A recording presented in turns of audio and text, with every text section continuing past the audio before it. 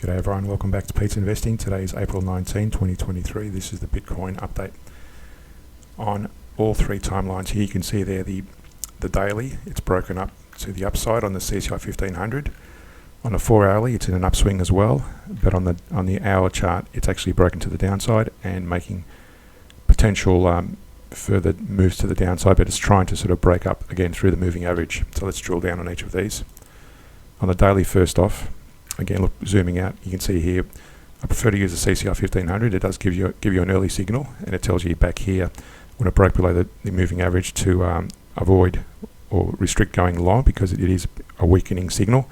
Now, even though the price did appreciate and actually go higher than that level there, it did eventually fall off. So that was just an early warning to be careful. So you could have taken that as a bit of a risky trade using the lower time frames, but it's telling you overall just be mindful of going long as we went forward.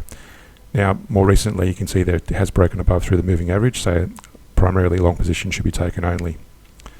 I did draw this Fibonacci extension, and it went as high as just below the 123% extension on that level there, and that's where that resistance level is at 31,000 or 31.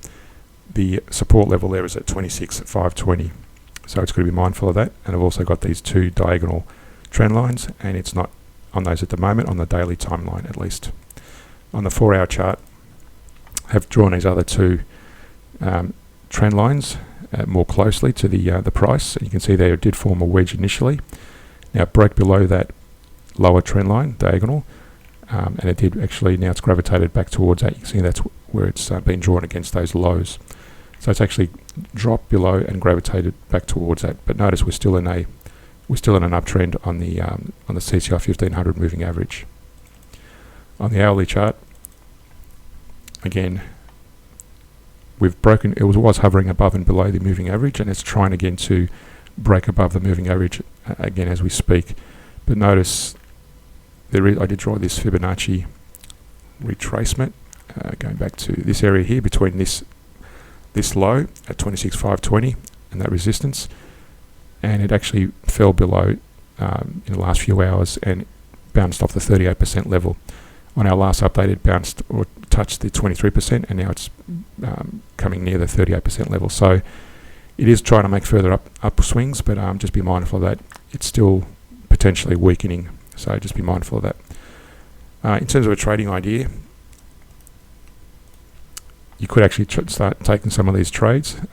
What I usually is the fractal. So when it breaks, if you're going in this case, overall trend is long, so I take primarily long trades. But if you are taking, for example, long trades, I'll wait till the candle breaks above the fractal like it did there, and take a small percentage or monetary gain.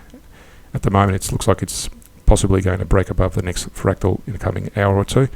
So that'll definitely confirm if it breaks above the moving average on the CCI. That'll be more confident trading if you do that, if all three timelines align.